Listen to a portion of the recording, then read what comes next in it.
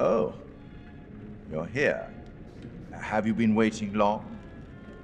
Welcome to my repository, a vast collection of stories that are dark, frightening, horrific. I am the curator. It's so good to have company. For a long time, I was on my own. I can barely recall a time when I wasn't here, watching over these tales. And what good are stories without somebody to experience them?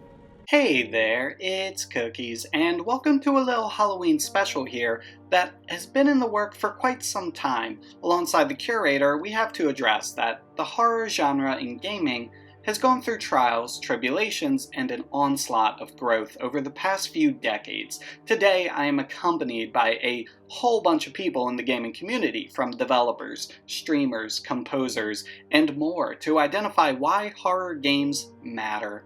What makes the semblance of tension fun and rewarding? How do we achieve said tension? What better way to answer such questions than to reminisce on over 100 of the most memorable horror titles since the dawn of gaming. I want to preface that we have a lot on the horizon, and I will not be able to hit every single game. Feel free to comment below any games you think deserve praise as well. Let's celebrate the horror genre right, so sit back, relax, grab a little snack, and come chill with me as we go over some of the greatest horror games across the decades.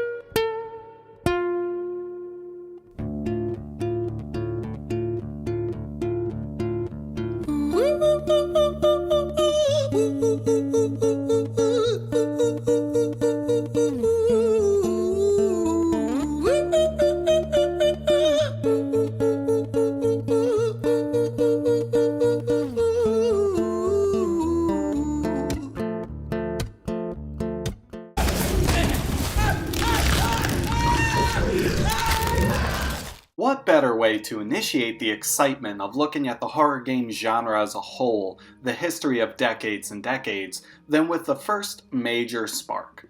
Alone in the Dark was made with the idea of crafting fake 3D backgrounds, as in using images to give the illusion of traversing a real environment and then filling in the scene with polygon figures to resemble people, items, enemies, and allowing us the ability to live out our Hey yo, what the fuck? The ability to live out our dreams pimp slapping rats, but now in 3D. This became the foundation for survival horror as it was tech at the time being utilized in unique ways not seen before. The trick for gaming in general is the cause and effect relationship, which impacts that part of our brain that connects to the games on a deeper level. Similar to reading a book or watching a film. We press a button, then we see a reaction. Lather, rinse, repeat. This is the origin point for any video game. OG Pawn, to be honest. Not even just talking about the horror genre. But Alone in the Dark took the idea of horror and tension, then implemented it with a cult story that now asks us to respond to enemies in real time with a limited inventory, forcing us to be thorough in our scavenging or bring them fists up, buy one get one half off.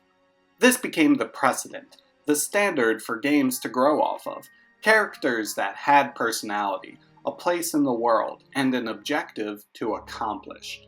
This wasn't just the birth of survival horror as a genre, but a giant leap forward for narrative storytelling in video games.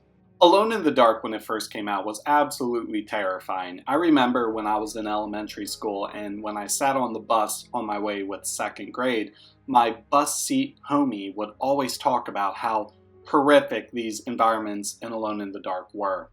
But then you have on the opposite side of the spectrum, one of the funniest and most engaging SNES titles of the era in Zombies Ate My Neighbors. Up to 2 players can go through such spooky zones as a hedge maze with chainsaw maniacs, grocery stores overrun with the undead, an Egyptian crypt, and much more in the efforts of saving survivors in every level with the satisfaction of this sweet score counter.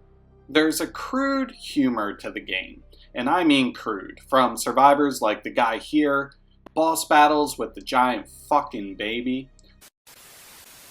Funny, I gotta go on a tangent real quick. Funny or not, this made me shit bricks the first time I played this game, which didn't even happen until late 2021. That's right, I bought the LRG edition as much as I despised the company because I was intrigued by the documentaries included, and yeah, this pixel sprite from over 3 decades ago got me to shit my pants as I used all the soda bombs and green goblin juice I had left to secure the dub. That's the sign of a quality horror game, and a fun one at that. It's like your own 32-bit haunted house simulator that hams up aesthetics from the 90s to ensure there's nothing else quite like it, even today. Levels are all isometric, encouraging repeat runs to discover optimum routes to save everyone and dip on out of this magical appearing door. Lather, rinse, repeat. A quality product for Halloween, if I do say so myself, with all the unique encounters, optional objectives, and mechanics and weapons at your disposal, Zombies Ate My Neighbors is simply worth your time. At this time in the mid-90s, it was like the wild wild west for horror games in general, because the tech, we were still trying to find ways to work around limitations, right? So all these different developers were turning to film for their inspirations. That's why we have such a diverse cast starting out, and with every great video essay, you have a title manifesting new ideas into the mix. Clock Tower. It released in 1995.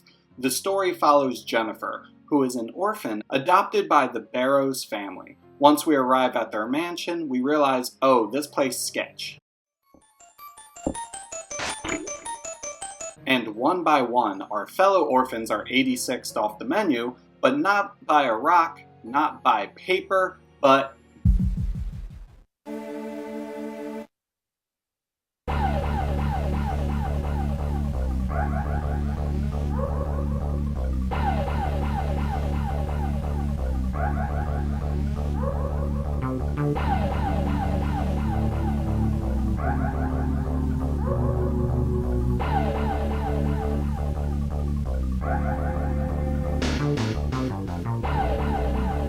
scissors. Because rock, paper, scissors. Oh, brother, this guy stinks! This game focuses on a fight or flight mechanic through and through, with one of the earliest adoptions of the Nemesis system. They took it to 10. I got hoes calling a young nigga phone. Where's Ollie with the motherfucking dog? I be ballin' like a... where a lone enemy stalks you throughout large parts of the adventure. At most times, Scissorhands can come into the scene to disrupt whatever we are doing and ruin our fucking day. I got hoes calling a young nigga phone. Meaning that for what moments you have, you need to think quickly.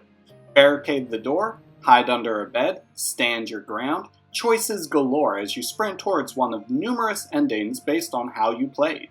Clock Tower was ahead of its time in regards to the killer that stands out with the sound design of the shears mixed in with the last girl mentality of our main protagonist. Most films adopt a similar notion. Friday the 13th has done it, A Nightmare on Elm Street has done it, Michael Myers has even done it. Clock Tower takes from that. See, it's the constant unknown threat of this horrific, albeit cute little guy on a first playthrough that makes this a title still worth experiencing fresh today, bringing up the ultimate question. What's more horrifying? Being completely defenseless or nearly defenseless? Calling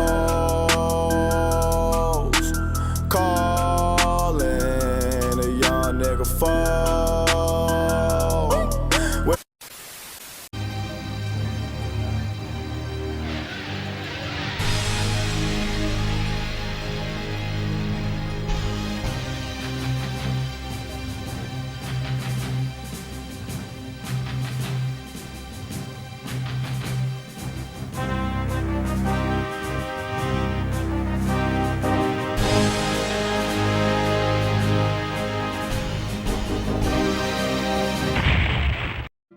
I'll be honest, doing these types of videos, sometimes the games just make it too easy for you. Now, we all know that Wolfenstein was the granddaddy of first-person shooters, but when Doom hit the scene from this group of misfits, it absolutely changed the industry for the better. Mods still get made of this title to this day. John Romero is still making money off of this fucking game. And Lil Ol' Mini Cookies, back when he was 5, was able to experience the original Doom on PlayStation. And, oh fudge, man. This isn't hardcore. No, this is terrifying. And what came as a shock to me, the PS1 version of this game went for a more horror-oriented setup with adjustments to sound design and enhanced lighting effects. Not only were we mowing down hordes of demons, but now every room felt unnerving as we struggled to make it out alive. While I did play the PC version later on and got swarmed in the speedrun nature of the title, it was the PlayStation 1 version that forced me to slow down the Doom experience in a way we've only officially seen once more in Doom 3.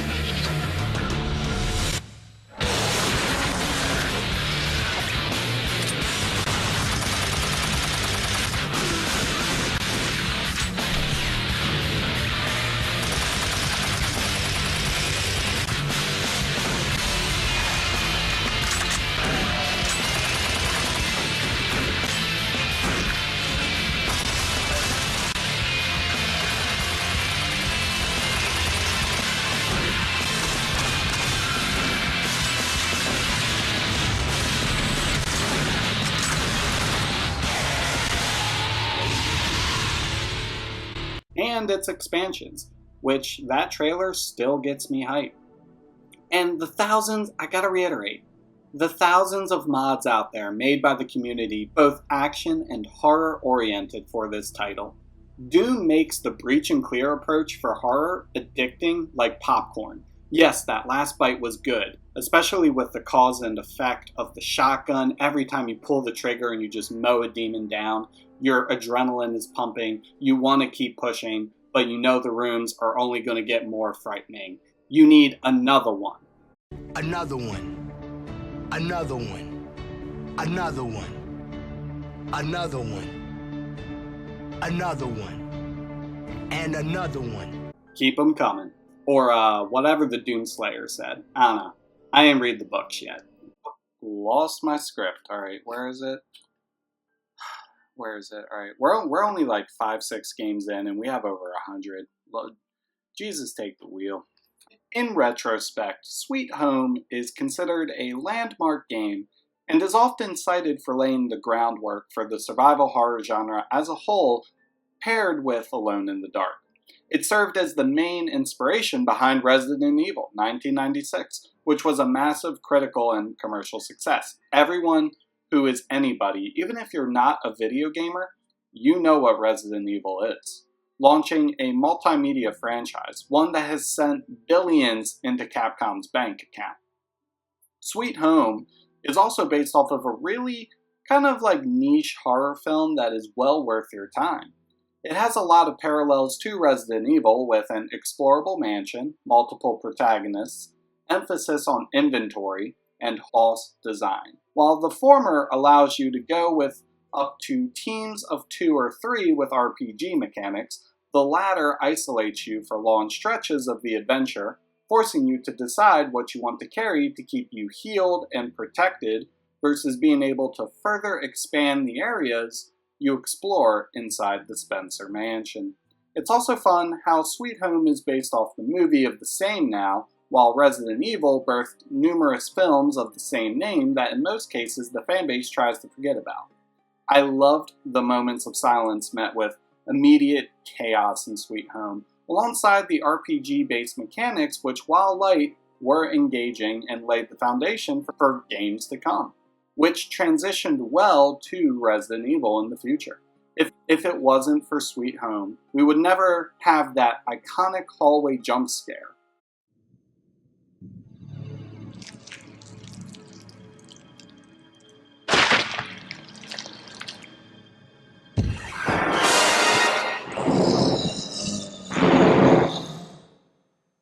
Or those cinematic FMVs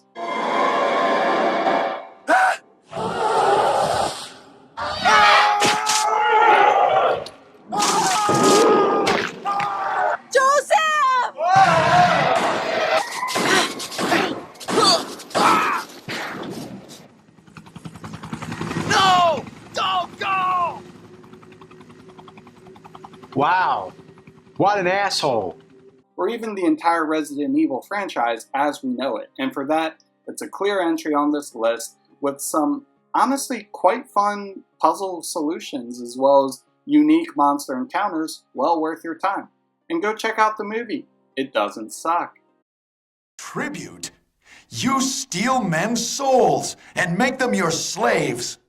Your words are as empty as your soul. Mankind ill needs a savior such as you. What is a man? A miserable little pile of secrets! Dracula is a staple in the horror creature genre. What fascinates me more than the novelizations are the way he's been seen in games. Symphony of the Night takes an action-oriented approach to this idea.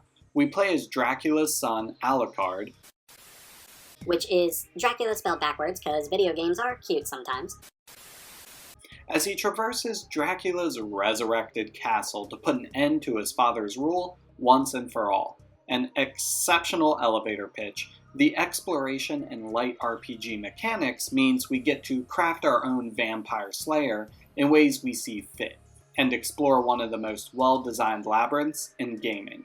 You'll scour the entirety of the castle facing creatures all over the spectrum in what is still a journey worth taking, if not just for the dialogue which hams it up to 11. The level design manifests horrors that go across the board with the monsters surrounding Dracula. Some I will not spoil. Even the tricks the game implements were years ahead of its time, my most favorite being a midpoint in the game where the entire castle flips upside down, revealing new areas and a revamped way to play, while also challenging the knowledge of the player, pushing the ideas set by previous entries into new horizons as bright as the end game sunrise. This next entry is fascinating, a forgotten From Software title in the early years of their development as a publisher as well as a game developer. The story for Aconite revolves around Richard Osmond, the game's protagonist, and his journey to find out what happened to the ship Orpheus, which mysteriously disappeared from the sea. Not really anything like their Soul series. Oh my God, please help me knee deep in the river trying to get clean. He says wash your hands, get out the stains, but you best believe, boy, there's hell to pay. Yeah, you best believe, boy, there's hell to pay, saying.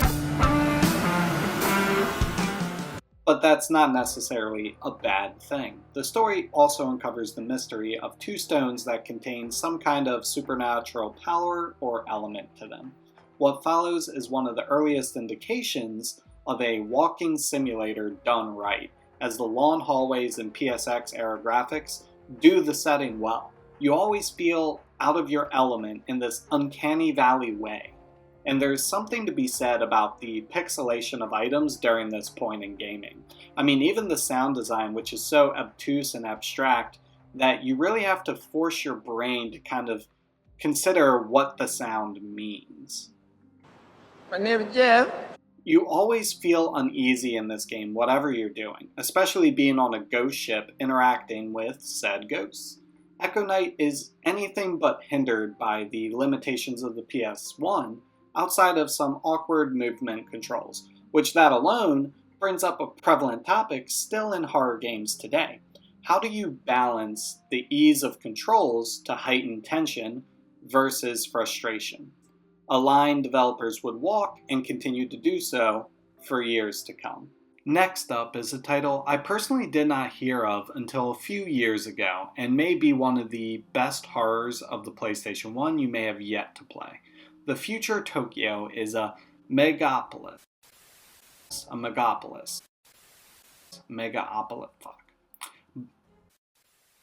The future of Tokyo is a megapolis built on top of a huge system of underground tunnels and sewers. This underground world hides the followers of a mysterious cult known as the Dark Messiah. At the same time, a symbiotic life form escapes from a research station and makes its way into the sewer system, causing the crash of a subway train and starts devouring the passengers on board. Alongside a schoolgirl who survives with us from the crash, we escape into said sewers in hopes of making it back to the surface. Another dungeon crawler with an emphasis on rooms for puzzle solving and sections running away from this entity. For PlayStation 1, the design of the creature kicks ass with the dimly lit hallways. The slower speed of the camera emphasizes the horror in a brilliant way that makes the game's limitations work.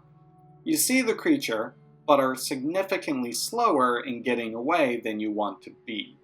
Better yet, moments that mirror their film counterparts, a character slowly working on something only to hear in the background some uncanny sound and slowly turn around, thus building tension for the audience. Yes, this game pulls that shit on the reg. The minimalist approach at the time allowed our minds to fill in the gaps for what we couldn't see, establishing the relationship in game design we all know and love today with the power of a gamer's imagination. Hey! I'm not afraid anymore! I said I'm not afraid anymore! Do you hear me? I'm not afraid anymore!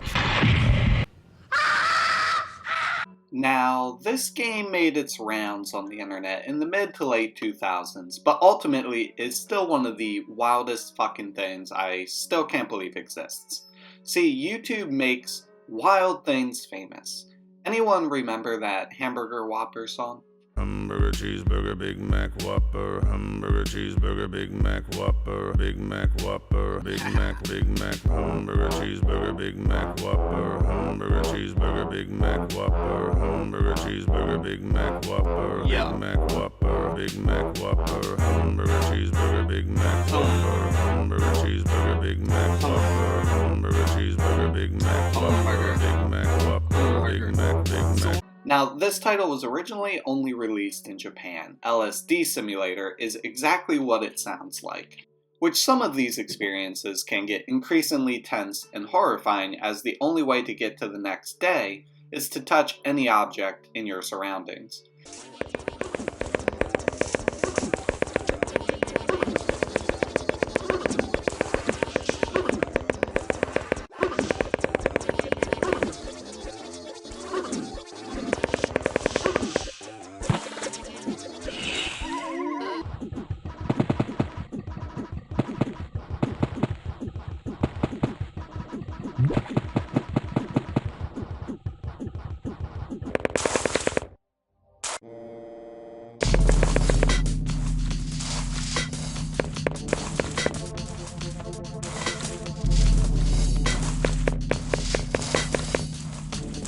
There is a finale once a full year has passed, but the less you know about LSD Simulator going in, the better.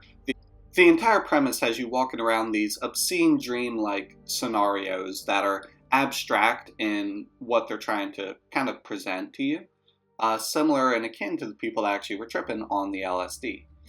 It's an abstract experience that pairs well with a curious mind. That alone is the recipe that has allowed horror elements within this title to stick in the mind of its viewers, regardless of the year it's made. Parasite Eve, it's a classic overlooked by other heavy-hitting JRPGs on this system. See, it's an excellent blend of Resident Evil with Final Fantasy for the gameplay. It has that tense survival horror vibe, mixed in with surprisingly deep RPG mechanics. At the time, making a horror-focused RPG was new grounds. We'd seen it previously with Sweet Home, but not to this degree of fidelity, which could arguably have set the tone for how certain entries like the Souls series operate today with their atmosphere. The story follows New York police officer Aya Bria over a 6-day span in 1997 as she attempts to stop the Eve, a woman who plans to destroy the human race through spontaneous human combustion. Fucking hell, dude. You got knocked the fuck out! The ability to have turn-based combat allows one to be creative and get the most out of the visual presentation of the creatures. It also dramatically alters tension, which is the key to quality horror.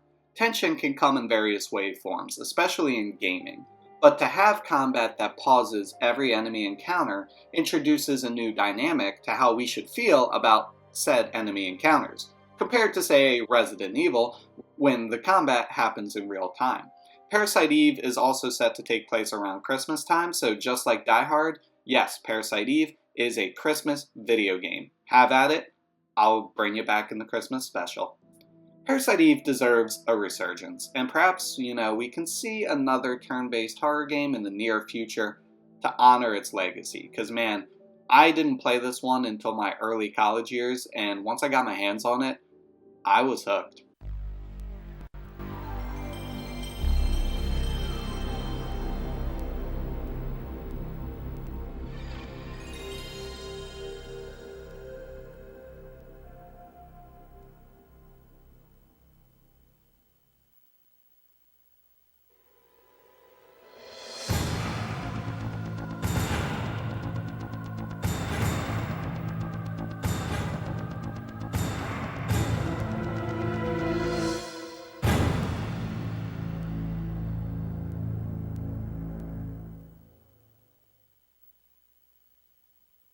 Resident Evil 2.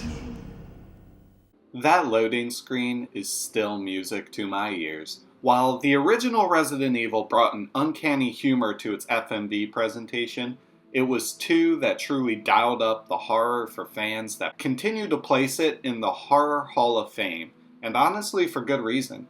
Immediately, we are given our 2 protagonists, a college student looking for her brother and a cop on his first day of the job. One car crash later, the city is swarmed as we are forced to run towards the police department. Over the course of the game, the stakes are constantly elevated, reaching the safe haven to realize it's FUBAR, losing comrades one by one, while monsters continuously overwhelm and flow into the station. You are placed directly in the shoes of the survivor you pick, with multiple scenarios. There are 4 separate scenarios that you can play and mix and match each of the characters to get dramatically different puzzles, locations for items, enemy placement, as well as entire scenes in the game. It excels in merging the relationship between gamer and character, which further heightens those moments of scraping for items, juking out zombies, and piecing together what happened to Raccoon City. That alone makes it worth picking up, and especially the remake that released in 2019. I can see it with my eyes right now. The Resident Evil 2 remake, while I will still argue is inferior to the original, honestly knocks everything else you could ask for out of the park. It reignites the sense of urgency that the original Resident Evil 2 had. It keeps mainstream checklist items of events that occurred. It does have dual campaigns for some diversity. You're safe. For now. Thanks. Marvin Browner. Leon Kennedy. There was another off strike. I couldn't... Now go. But...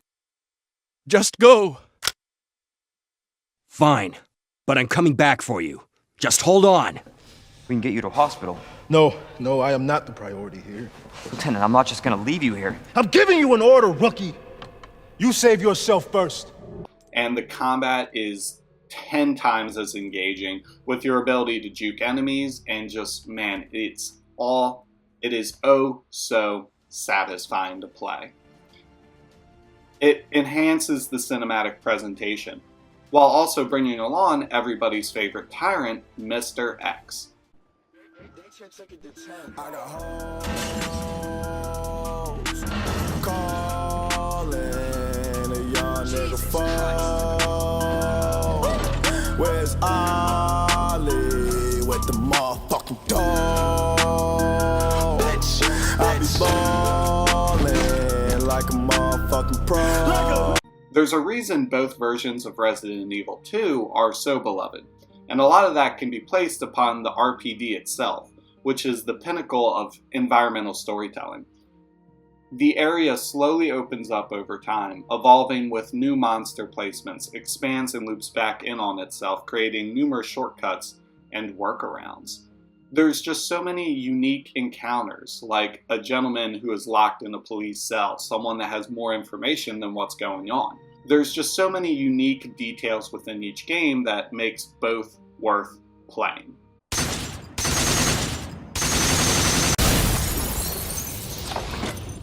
Gaming is a wide net that has gone absolutely everywhere. Our TVs, our phones, virtual realities. I loved going to see movies back when people actually enjoyed people, and I cannot think of a single theater that did not have this light gun shooter in there.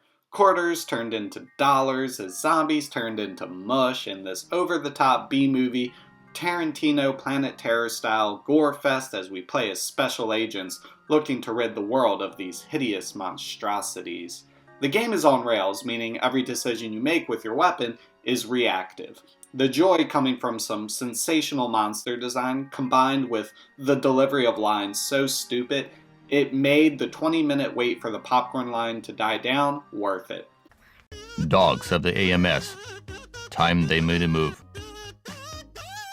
It's been a while, hasn't it? My friends from the AMS? It's me, Goldman. All we need to do is wait. For bonus points, there's even a version of this game on PC called Typing of the Dead, which aids in keyboard typing, learning how to type faster and faster. Boom! Games are educational.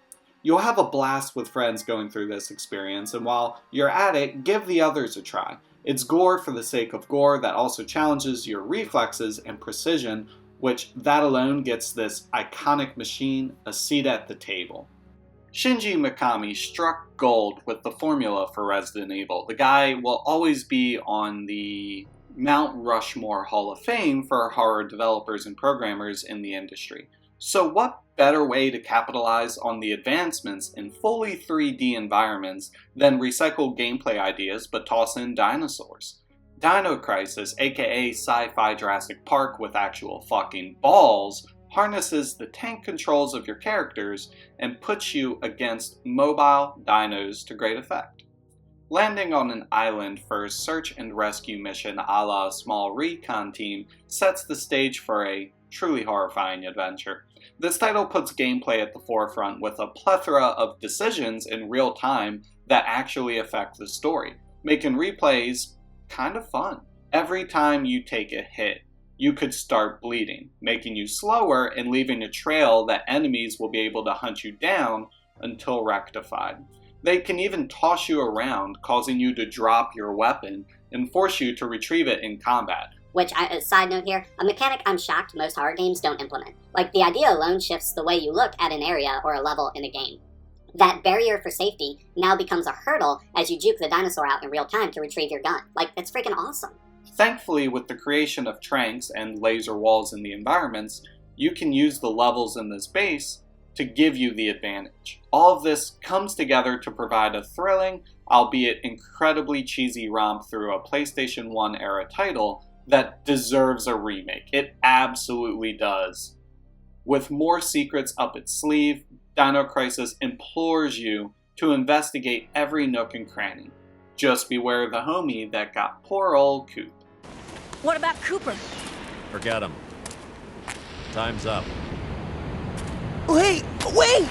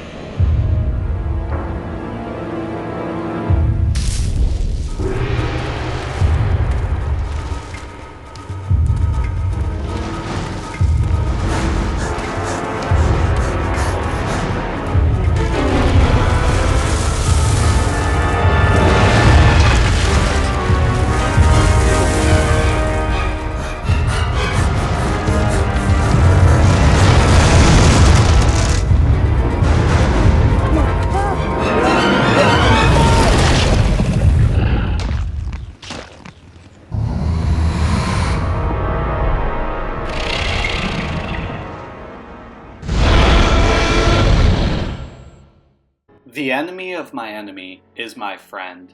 Such a familiar phrase. System Shock 2 takes place 42 years after the first one, with minimal relation as we take the role of a soldier trying to minimize the damage done by a genetic mutation that is corroding all of his friends on their spaceship.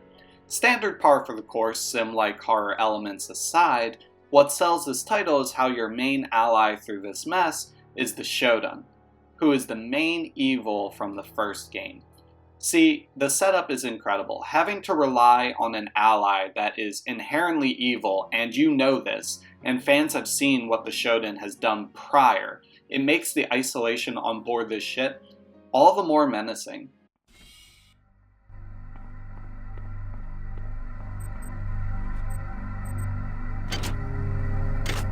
The Polito form is dead, insect. Are you afraid? What is it you fear? The end of your trivial existence. When the history of my glory is written, your species shall only be a footnote to my magnificence. Combined with genetic disasters of your friends, leading us to a creepy vibe kind of title. Walking down hallways, hoarding materials, killing allies, and then listening to the comms for Shodan, who you know for a fact you can't trust, all blend together in this sci-fi horror classic that thankfully is set to get the remake treatment in the near future. Also, the predecessor to BioShock, which, don't worry, we'll get there. This was also my first Ken Levine twist in gaming, and that dude, let me tell you, this guy is brilliant when it comes to pulling the rug from under you, especially in System Shock 2, as the truth only makes the entire journey all the more relentless. Think of him as the M. Night Shyamalan of gaming. I think that's fair. Actually, that might be the smartest thing I've said this whole video. Go me.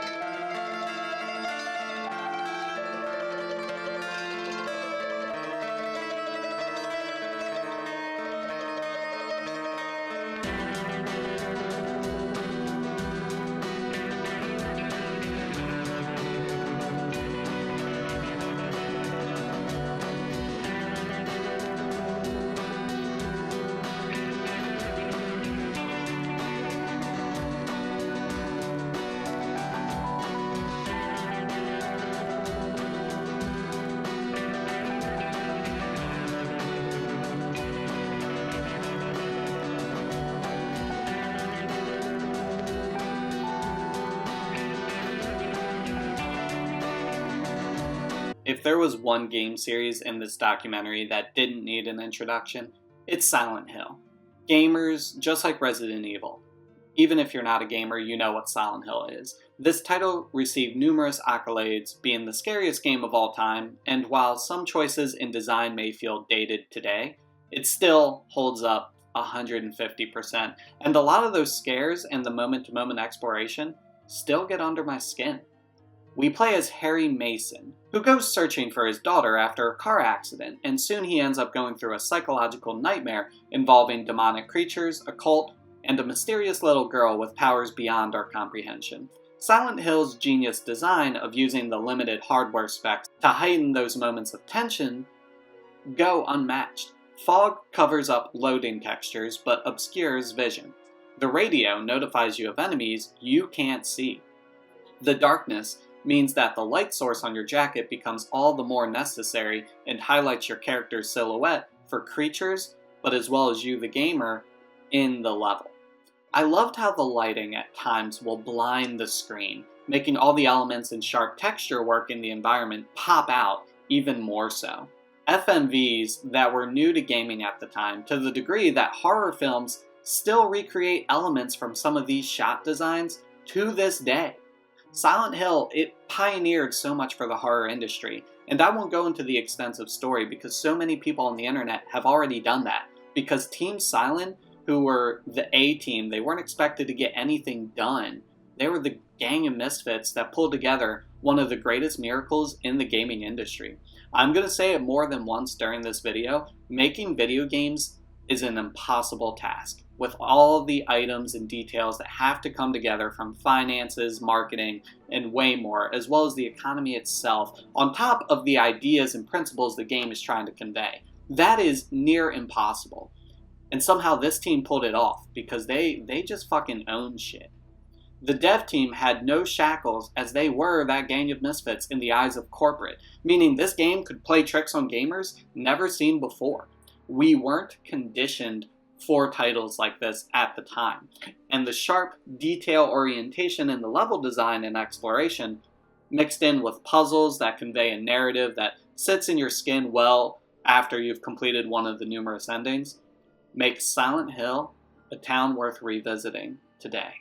Clive Barker, a legendary name in horror cinema, the creator of Hellraiser, has taken stabs in the gaming industry with some unfortunate whiffs like Jericho. An ancient city emerged from the sands of time, bringing with it the seed of all evil.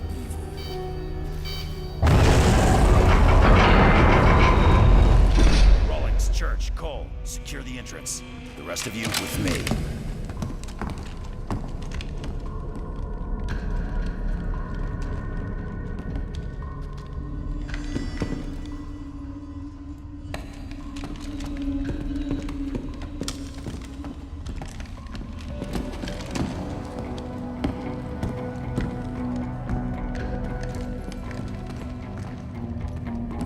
Still picking up the signal from the Swiss Guard recon squad? Yeah, but I can't get a lock. I'm getting close, but there's lots of interference. That's never a good sign. To some surprisingly strong entries on the flip side, like Undying. This title follows the adventures of 1920s Irish paranormal adventurer Patrick Galloway as he investigates the mysterious occult happenings at the estate of his friend Jeremiah Covenant. And that name could not be more on the nose. The nature of Barker's storytelling is full force as our adventurer goes through a Cthulhu-based mythos with special abilities that allow him to harness said powers for survival. The story of the family estate disregards cliches for meaningful character notes, especially during this time in gaming, and actions, with a main protagonist with a lot of neck in this game. It's also based upon the novel of the same name, and was one of the first major horror IPs that showed the transition from page to screen in an interactive setting was more than feasible. I love the details of environments changing in real time, like the family portrait in the manor, that also swaps between their human form to the possessed one. It was cool having both offensive and defensive skills beyond weapons and having the overall arsenal more fixated on spells you'd learn throughout the journey, forming the symbiotic relationship between our powers and the merger of this other dimension into our reality. It's brilliant writing, and something that numerous psychological horror icons would steal years later. Even in his titles that struggled like Jericho. Hold up. What in God's name? The Swiss team. Or what's left of them.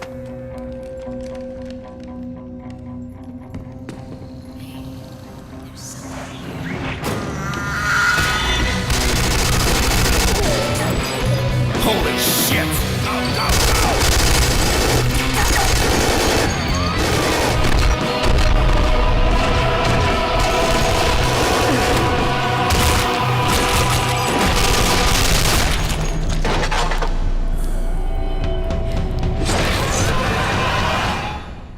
The source material was unsettling and would keep you on the edge of your seat. Hopefully this isn't the last venture for Barker's Undying. The guy deserves another shot. The next entry here deserves a remake. I've said that more than one occasion, but this may be the wildest game I've ever played. It has a wondrous cult following. People that love this game, and swear up and down it is one of the, if not the greatest horror game ever made. It was expensive AF to obtain, and maybe something that honestly could reignite the gaming industry as we see it right now. It's called Illbleed. It's fucking wild. It follows Erica Christie, a high school student who explores a horror-themed amusement park to find her missing friends, and to also survive all the rides to get, well, I believe it was $1 million. For $1 million. Well, don't you think we should maybe ask for more than $1 million? $1 million isn't exactly a lot of money these days. Which is so wild to me to think, like back then $1 million was something astronomical, and in today's day and age, I want a bajillion dollars.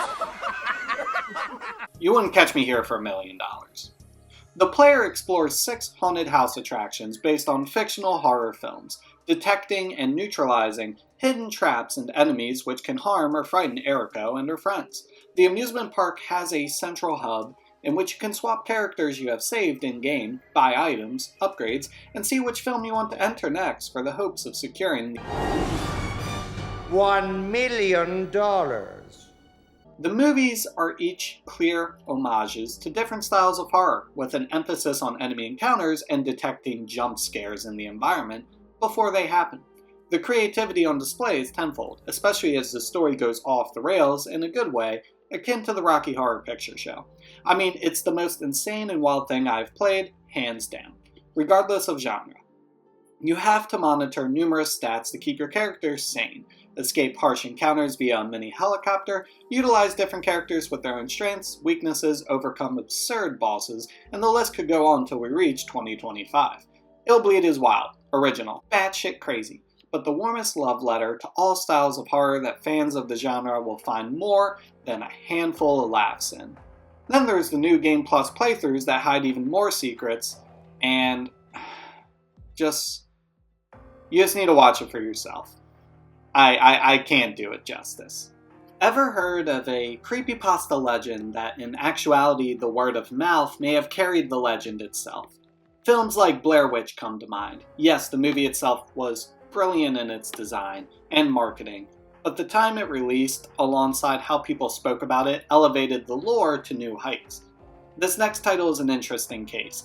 While the remake updated the graphical look to appear more cartoonish and added elements to the exploration, with additional endings, so much time had passed that the horrors seemed to have wilted. However, when booting up the original, I was met with the same claustrophobic, horrifying adventure that caused such a game to fail inspection from the Korean Gaming Board. That's right, they fucking banned this shit. That is White Day. What I would deem a horror game romantic simulator, we play as Lee, a new transfer student at a local high school who sneaks into the institution after hours to prepare a White Day surprise for his crush, Han So-young. Unfortunately, the janitors are going apeshit, beating kids to death with baseball bats, ghostly figures of a wide range of horror stories filling the halls, and innocent girls our main protagonist is about to vibe with. The fun to be had is in those quick escape sections of the map. The school itself opens up and becomes its own character over time, and the emphasis on choices that can control the outcome of the game mean you can have widely different playthroughs with scares that were never seen before. We've all trespassed at one point or another, and the moments when you hear the whistle blow and have to do a quick sprint to get away are forever etched into my brain. As the mystery grows, so do encounters which have you questioning what is real and what could be an experience on another plane. Bonus points for the side stories, which while optional, and not always sticking the landing, the stories behind them are quite gruesome, making some moments last longer than it really does. One of my favorite being your image in a mirror that becomes possessed and stares right back at you. Or when you read a notebook regarding the story of a gruesome kid who was picked on and tore apart flesh, only to then look up and see said ghost staring back at you with that menacing breath. In short, this game has plenty of tricks up its sleeve for horror enthusiasts, and took the internet by storm with the fears the horror community shared over the content provided. A classic campfire tale for the video game ages. 난 8반 김성아야. 너는?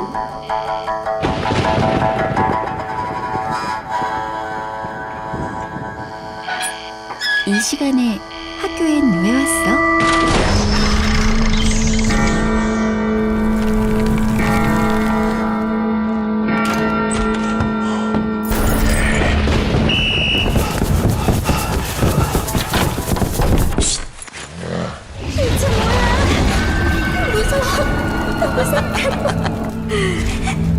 너도 느낀 거잖아, 이 학교! 거기 있으면 내가 모를 줄 알았니? 화이트데이.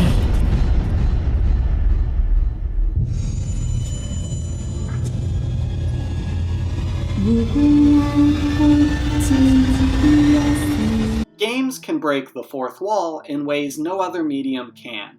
What if the insanity experienced on screen leaped into the real world? Eternal Darkness answered this call, showing how weird Nintendo can get. We play as 4 characters across multiple generations as they try to destroy an ancient evil that's set to enslave humanity.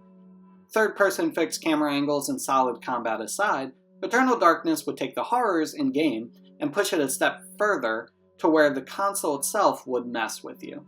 The game would pretend all of your data was erased. It would mistakenly take it away only to JK you later. The volume would get muted in pivotal sections. Controls would wrap themselves even without telling you. The game itself would even shut itself off, forcing plenty of gamers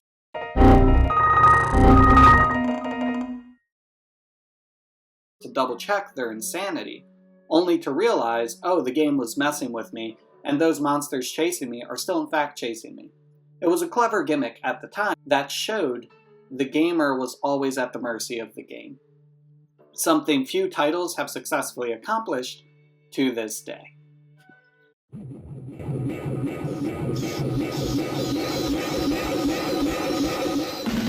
Scooby-Dooby-Doo, where are you? We got some work to do now. Scooby-Dooby-Doo, where are you? We need some help from you now. Come on, Scooby-Doo, I see you. Pretending you got a sliver. You're not fooling me, 'cause I can see the way you shake and shiver. You know we got a mystery to solve, so Scooby-Doo, be ready for your act. Don't hold back. And Scooby-Doo, if you come through, you're gonna have yourself a Scooby snack. That's a fact. Scooby-Dooby-Doo, here are you. You're ready and you're willing. If we can count on you, Scooby-Doo, I know we'll catch that villain. As a kid, I enjoyed watching Scooby-Doo from time to time. And I remember when Night of 100 Frights came out, I was absolutely hooked. The horror cliches from the show all made an appearance, from iconic enemies, the Scooby-Doo crew, even Don motherfucking Knotts. I think for me, the Metroidvania approach was awesome, encouraging exploration from previous areas alongside boss battles with fitting music. Watch out! It's the Black Knight!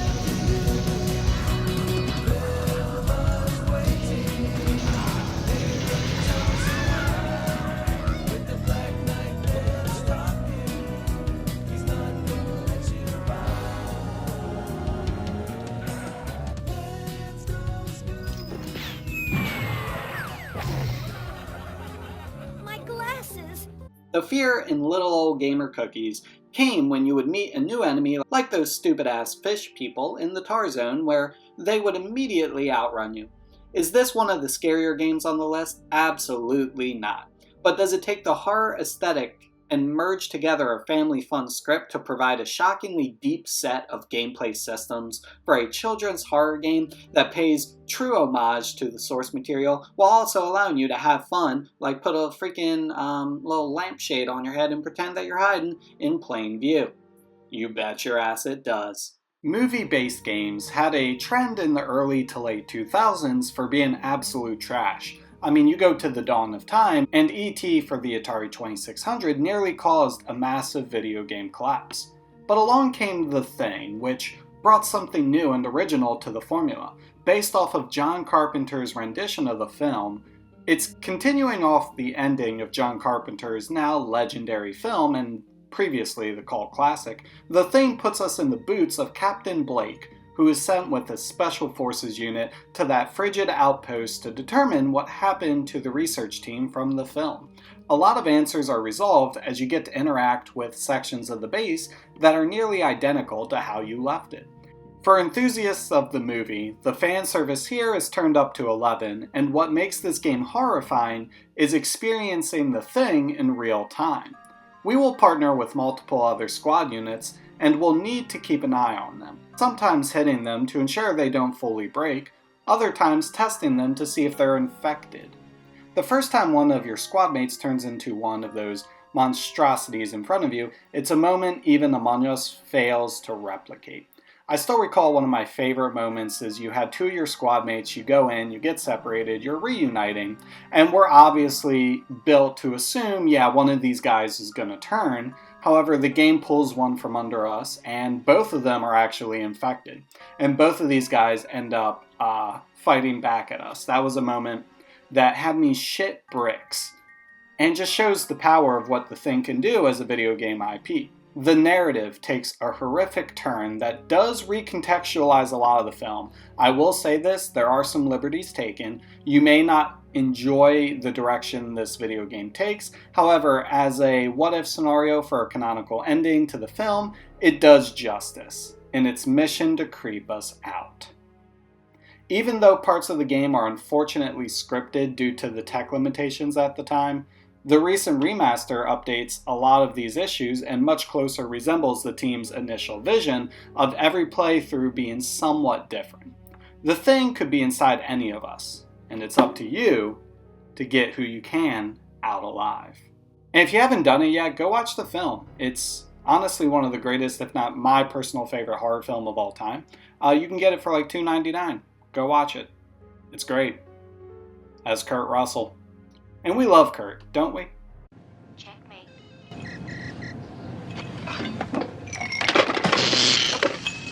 Cheating bitch. Survival horror games have you fight or flight for your life.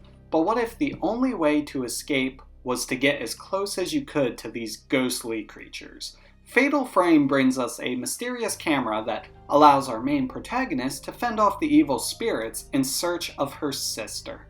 With an emphasis on Japanese folklore, I still recall those moments walking down hallways with my camera at the ready in case of any ghost that showed its face, that wanted these fucking hands.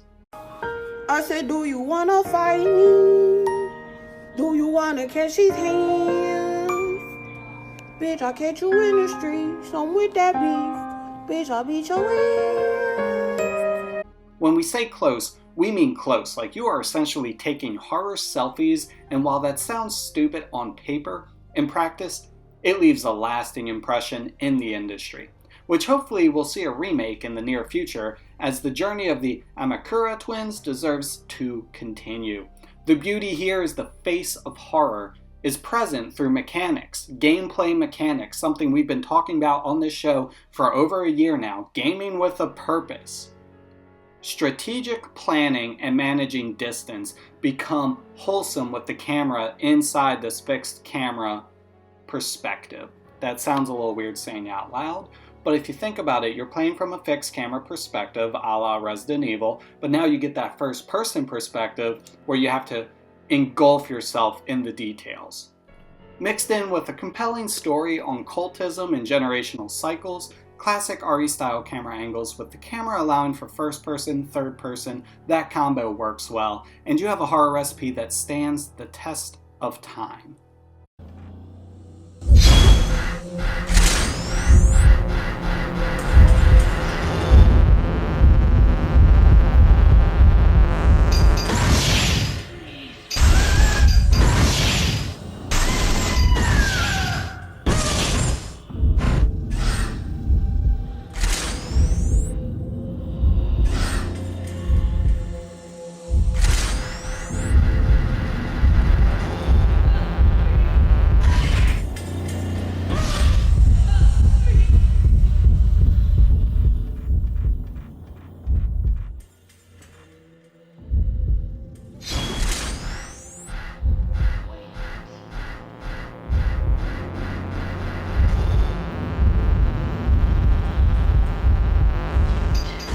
So back in the day, Cookies was a bit of a dweeb, a little bit of a nerd, kind of sweet, a little cute. I would spend afternoons from school at the library until I would get home and I would just game with the boys. In most cases, I would just play single-player narrative games because that's where it was. There was a YouTuber I used to watch by the name of Cloud8745, who was kind of like the dawn of YouTube Let's Plays, if you will. And one of the games he covered was this Gregory Horror Show, which to this day is the weirdest thing that Capcom has ever made, and they make some weird shit. In a good way. This is one of those niche titles not many people seem to know about, but is worth stupid amounts of money. Based on a TV show, we play this cartoonish horror title that may appear cute on the outskirts, but is genuinely fucked up. Having struggled with depression, we awaken in a hotel run by this band of misfits, where each creature who is staying is out to kill us. Sort of. Consider these rats the demented versions of the Nook family from Animal Crossing, but instead of making bells, we're making ourselves cozy in this digital hell.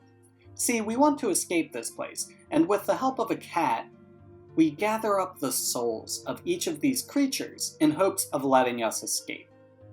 Because this Grim Reaper, Swedish-looking motherfucker is like, yeah man, bring me the souls! So we're gonna bring him the souls. You are always on a schedule, as from day to day these monsters have their own routines you have to learn and manipulate in order to solve their puzzle, if you will. The designs of these beings are iconic, to say the least. A pink lizard nurse obsessed with drawing blood, a jack-in-a-box judgment figure, a father-son cow group with scimitars in their head, and the list goes on. The designs are awesome, there's a lot of character and personality in each of the items and activities they do. Every room you enter tells a story, and this adventure forces you to learn about those around you and do what you can to stay hidden in plain sight. You have to continuously press forward, as while you can do things to increase your sanity, it slowly drains in this hotel over time. So you are on a limit to get these souls and get the freak out of Dodge. The emphasis on reading and doing activities to maintain your sanity further elevates a unique horror game into one that has something special to say about mental health. And this was in 2003. Games are art, even horror ones.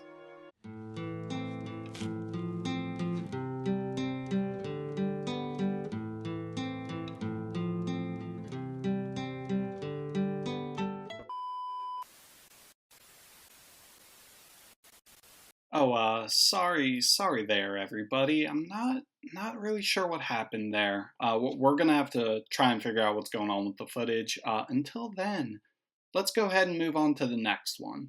A lot of gamers online refer to Ao Oni, I'm probably mispronouncing that, as the origin of horror RPG makers that really broke mainstream. It had its following, and some creative developers found ways to establish horror creatures within RPG Maker. If you never used it, it's an old school tool, it's nice, it helps you make RPGs. No shit. Thus comes Ao Oni. The player controls Hiroshi as he explores the locked mansion, gathering items and solving puzzles in order to escape.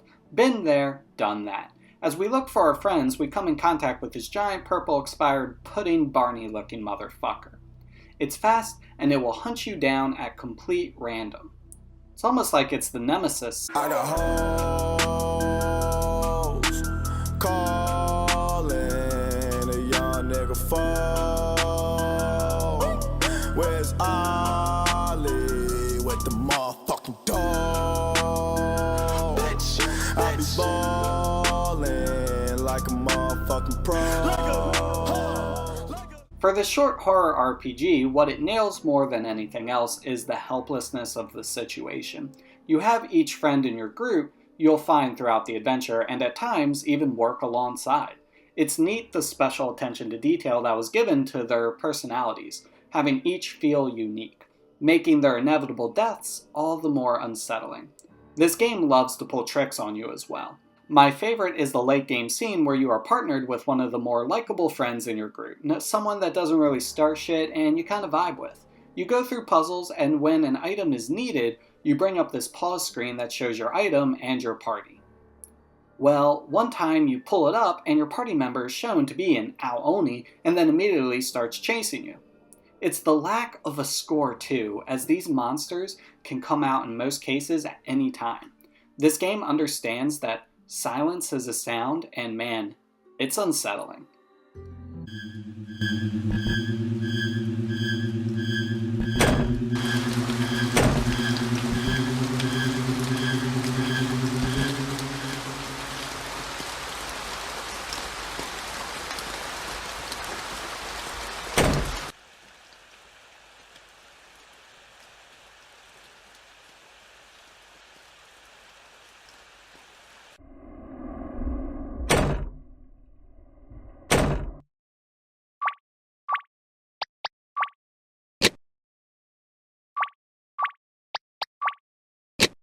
It's smart design here that gave this horror RPG a standout moment in the crowd, and is worth a one-shot if you ever have the free time.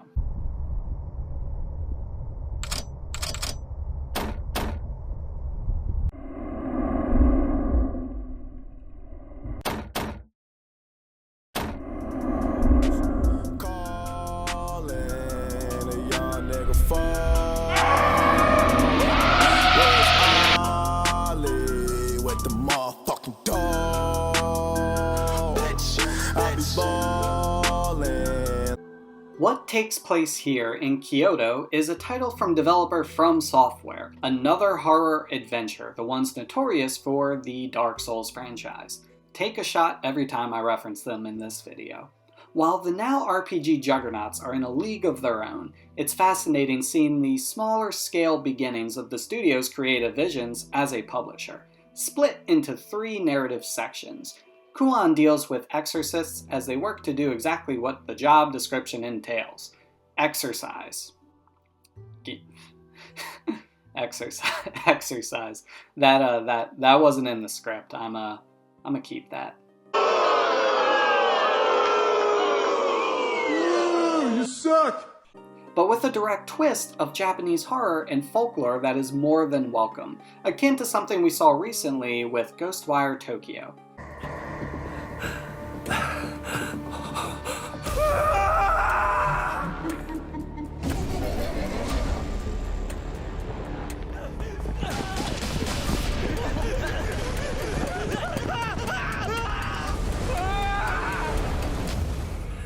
What was that?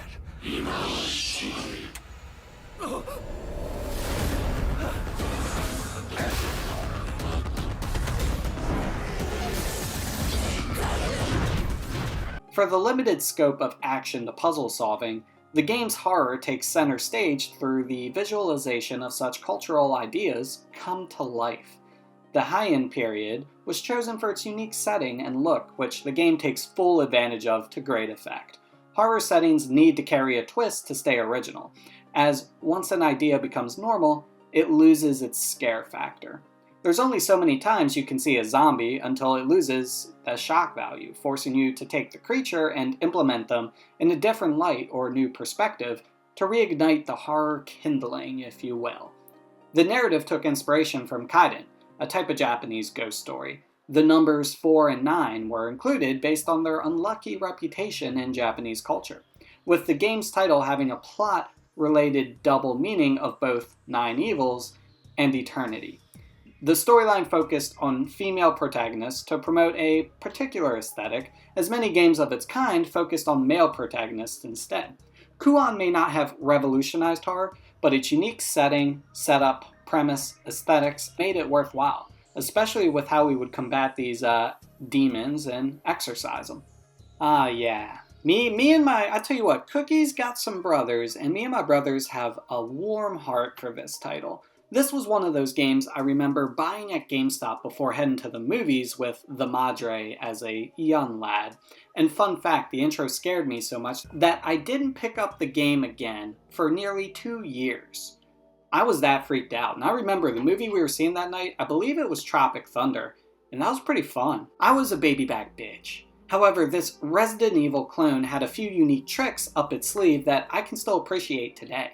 Staged as a B-rate teen horror movie, we play out. One of our cast of 5 goes missing, causing the rest of the crew to stay after hours to go looking for him. Partnering with a sus teacher, sus janitor, sus nurse, sus bald cheese Foster's Home looking motherfucker, and sus principal, we dive headfirst into this nightmare. While we discover are mutated plant creatures that are only weak to light and lead, in which we fight through to stay alive to find our friend. The presentation sells this game, but again, this AA horror title has a lot going for it. The entire game could be played in co-op. There was a permadeath mechanic in which if someone in your crew dies, the game keeps going as long as you have one of 5 still breathing. You leave all of your items behind if your person dies, having you go back to remorse over their corpse and secure each item. There's even a light mechanic where you use flashlights to burn away darkness to inflict damage on these creatures. A mechanic Alan Wake would shamelessly steal 6 years later. It was fun playing a Resident Evil style co-op game, especially since due to the light sources you would stare at these enemies as they slowly walk towards or leap at you. You can even get creative in early parts of the game by bashing open windows to hinder monsters and keep you protected. Obscure is a hidden gem with a few levels that still resonate with me, and that opening scene is so 90s, it's a borderline video game adaptation of The Faculty, if I've ever seen one.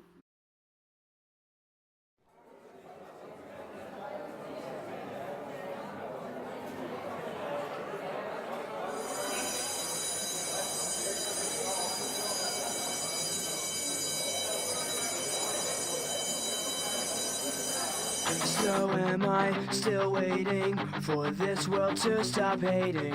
Can't find a good reason, can't find hope to believe in.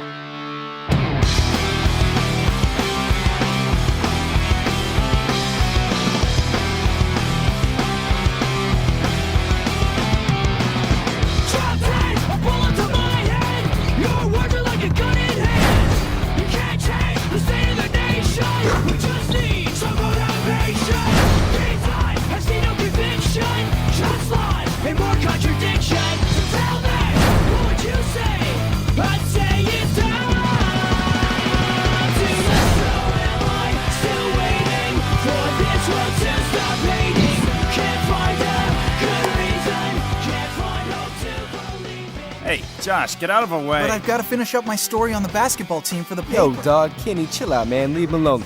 Come on, let's hit the showers. Do you know what time it is? You said you were coming home early. I said that to Mom and Dad, not to you. It's always the same story with you. I know why you don't want to come home. Kenny. We finally get rid of Mom and Dad, and you think I'm gonna sleep at home? Wait, Shannon. I'll go with you. No, that's quite all right. You just go. Let's beat it, Kenny. Are you sticking around? Yeah, I'm gonna shoot a few more baskets. Okay, whatever. Catch you later.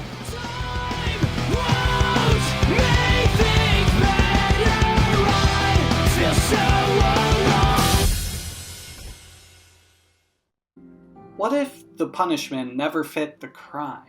Midway may have gone under, but they went down swinging some absolute bangers like The Suffering on the PS2, as well as its mildly less attractive brother, The Suffering Ties That Bind.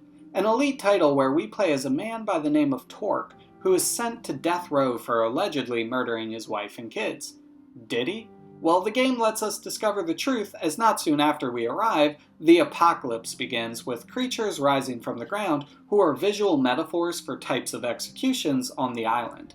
Stan Winston, the Oscar-winning special effects wizard behind The Thing, Predator, Aliens, and countless other classic horror movies, was lending his considerable talents to the suffering with his creature designs, and it shows. The gameplay makes fighting each of these dynamic creatures fun and engaging. The Slayers, you could shoot off their limbs and they'll keep coming at you. The mainliners actually live in blood on the floor and will pop out, and so on and so forth. With COs and inmates going to war, we are caught in the crossfire looking for a way off the island. Demonic beings like a man being electrocuted forever, a gas being who takes pleasure out of murdering and choking out souls, and a Dr. Killjoy who only appears on old film reels to allegedly help cure us of our infection. Cause yeah, we can also turn into a creature as well to absolutely wreck shit. The horror is dialed to 11, with unforgettable set pieces, like an abandoned asylum, prison yards, quarries, dense forests, and much more. We also get the ability to work together with a small cast of characters, with decisions determining one of 3 endings. I italicize that, as it's more so 2 endings, but I digress. This game screams originality, and it's a horror fan's dream with all the subgenres thrown into the blender, which also somehow comes together to create an experience unlike anything else out there. Consider it the Half-Life title of survival horror narrative-driven adventures. A journey that begins with us out of our element, ends with the victim becoming the hunter as we demolish hordes in our way, which fuels a major benefit of horror games, the ability to overcome challenges and face the fear of the unknown.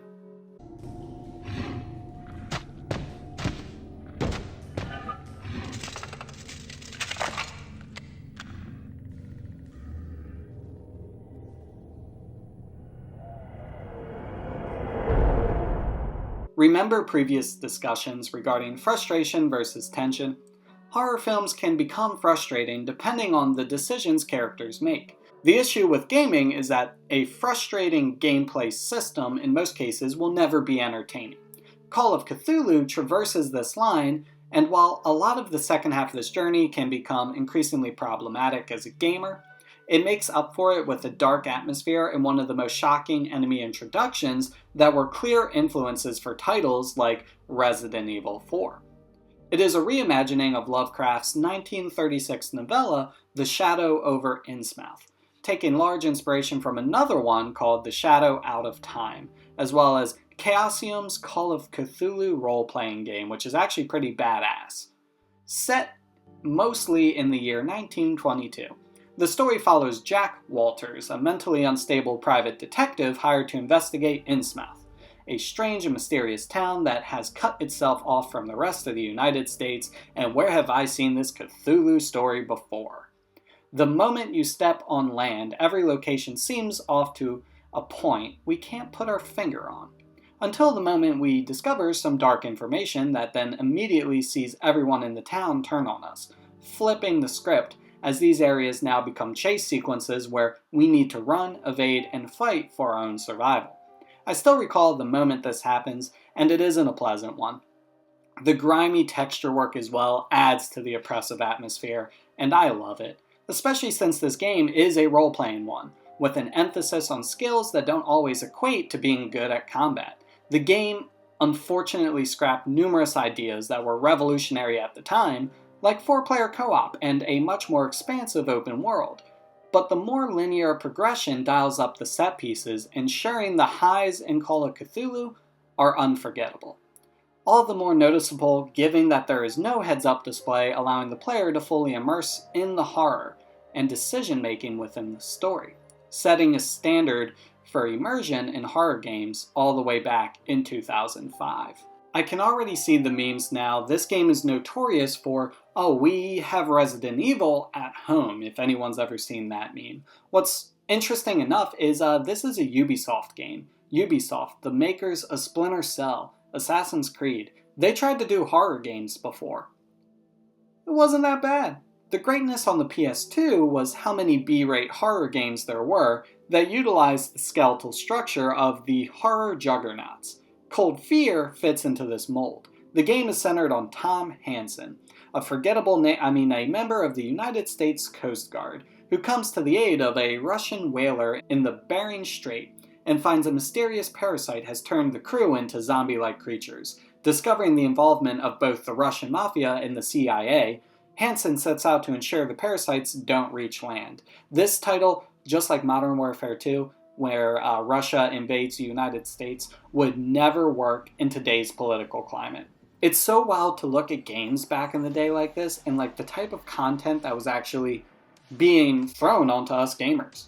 You know, when we weren't beating up prostitutes in GTA 5. No shit. Or GTA San Andreas. No shit. Or GTA 3. No shit.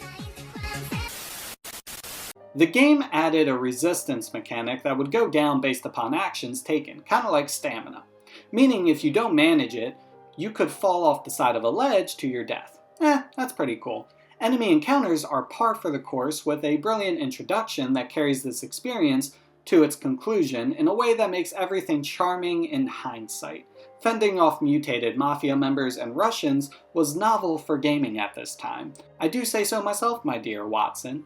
Simple elementary.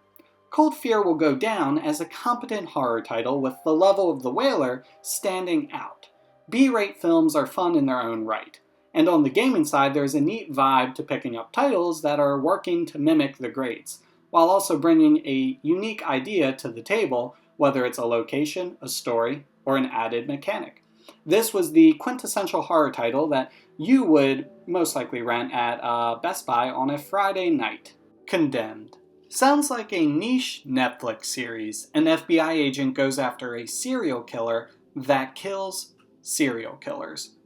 Condemned released as one of the first next-gen titles on the Xbox 360, and it made a lasting impact until unfortunately releasing a decent, albeit misguided sequel, then disappearing into the aether. But let's focus on the positive. The premise has us going through a city succumbing to riots and violence, a double homicide that's blamed on us, and a journey to hopefully clear our name in catching this serial killer X. The events are left open to interpretation in the first title, which allows the first-person view to further immerse our own thoughts on what is going on. Most of the combat is hand-to-hand melee, meaning you need to get up close and personal. We played detective, putting pieces of a jumbled story together into place, and yes, this game may be one of the first implementations of teleporting mannequins.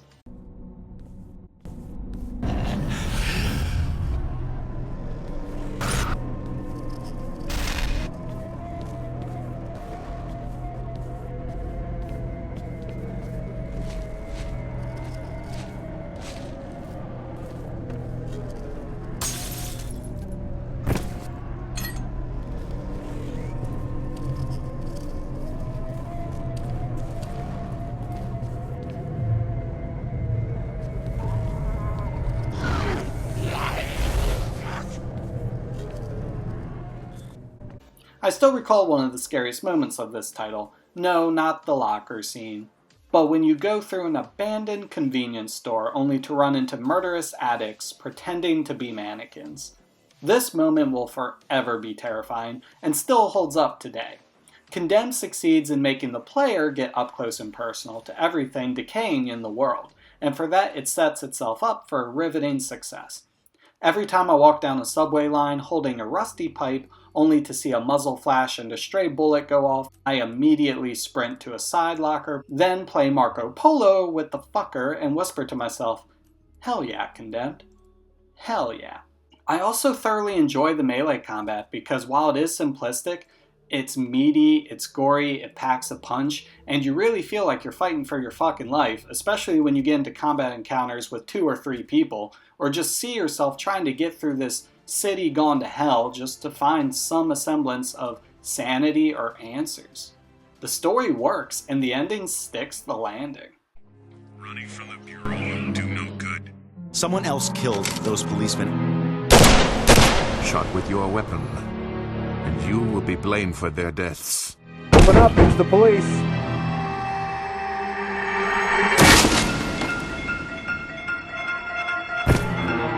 He's right above us. There's one coming your way. People are scared. We need to get this one.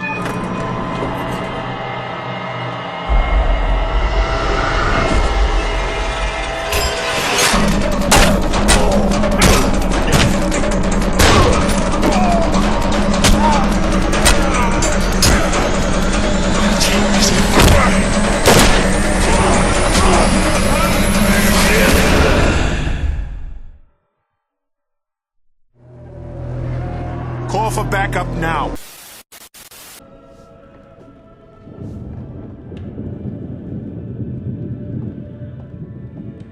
I'll tackle the paperwork in the morning. Can you find your own way out? It was, as always, enlightening. I have no doubt we'll meet again in the future. Farewell.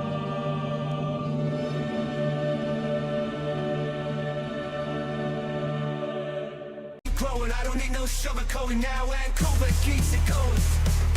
Here comes the pain.